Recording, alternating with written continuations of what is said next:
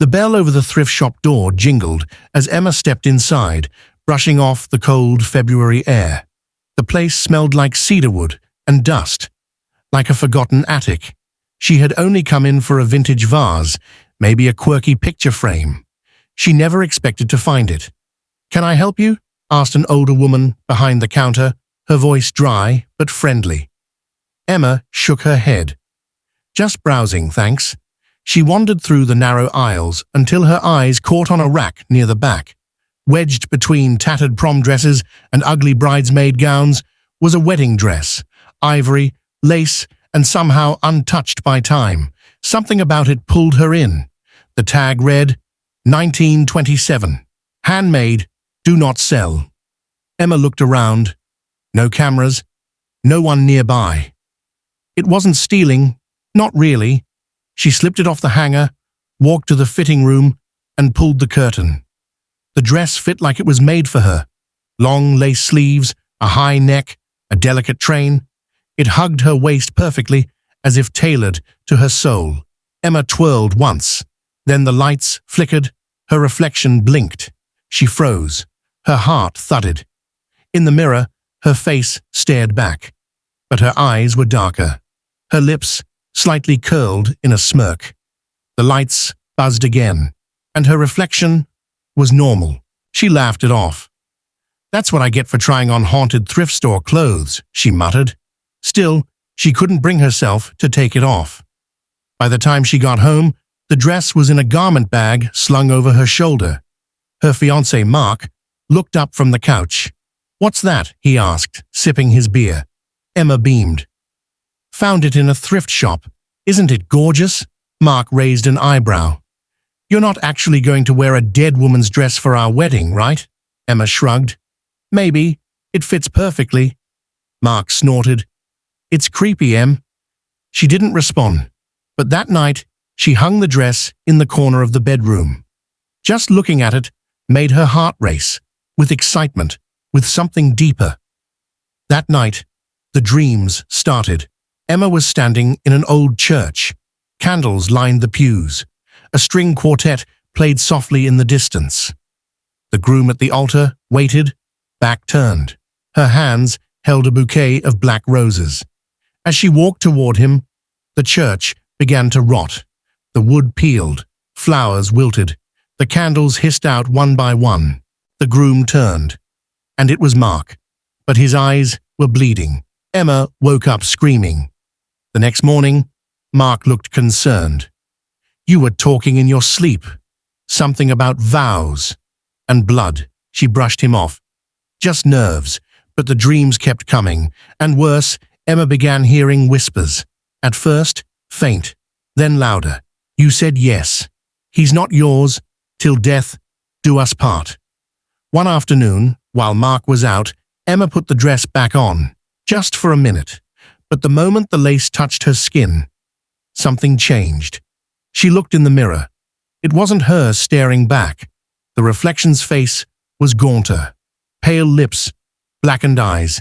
Emma tried to move, but couldn't. The reflection spoke. "He left me at the altar." Emma's voice choked in her throat. "He ran, said he loved me, lied."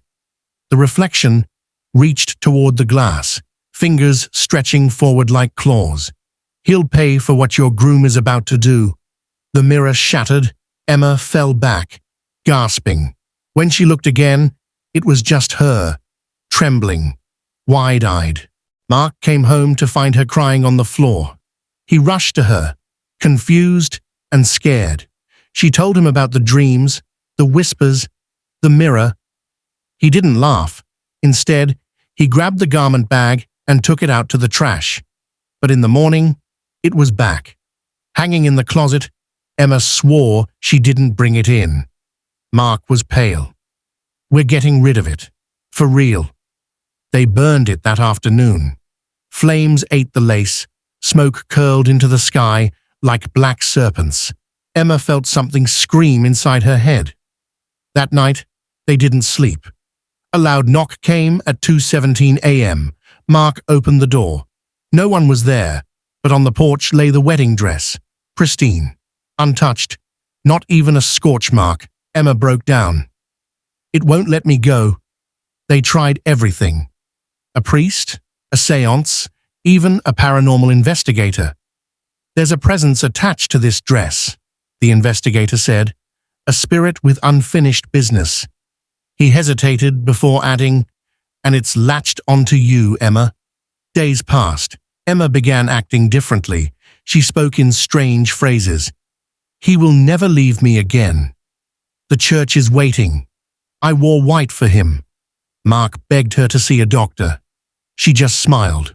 One night, he woke to find her standing over him in the dress. Her eyes were dark, empty. We should go to the church, she whispered. Mark backed away. Emma, you're scaring me, I said. Her voice twisted. We're going to the church.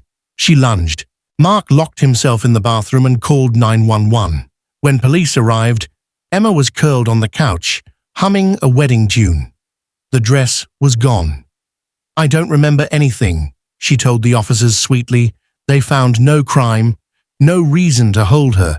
But Mark knew something had changed. His Emma was fading. The wedding date approached. Emma insisted they go through with it. I've never felt more ready, she said, her voice too calm, too practiced. Mark tried to cancel. She wouldn't let him. Every attempt failed. Emails disappeared. Phone calls dropped. The venue even claimed he had confirmed everything was fine. The day of the wedding came. Emma looked stunning, but Mark noticed something strange.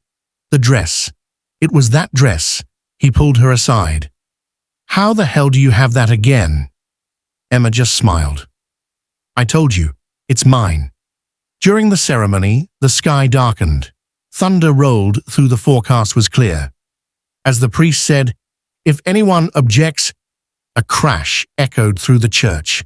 The stained glass behind them shattered. Wind tore through the aisles. Candles snuffed out. Emma's eyes rolled back. She dropped the bouquet. Finally, she whispered. Her voice was layered, hers and another beneath it. Mark stepped back.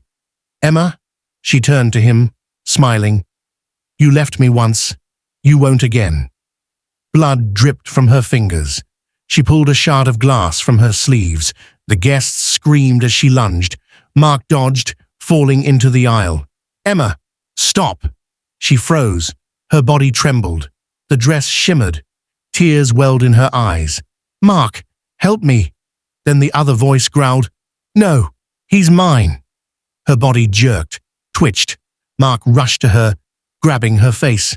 Emma, fight it, she sobbed. Burn it. For real. Burn the dress. Mark ripped the gown at the seams. Threads popped. Lace tore. Emma screamed. So did the church. The walls groaned. The floor cracked. He ran outside, dragging pieces of the dress. Guests fled. Clouds swirled overhead. He threw the remains into a fire pit near the parking lot. Flames roared 10 feet high. A deafening scream echoed. Then silence. The sky cleared. Back inside, Emma lay unconscious. She woke hours later in the hospital, confused, but okay. The spirit was gone. For good. They never spoke of the wedding again. Months later, they married in a courthouse. No dress, no guests, just love and peace.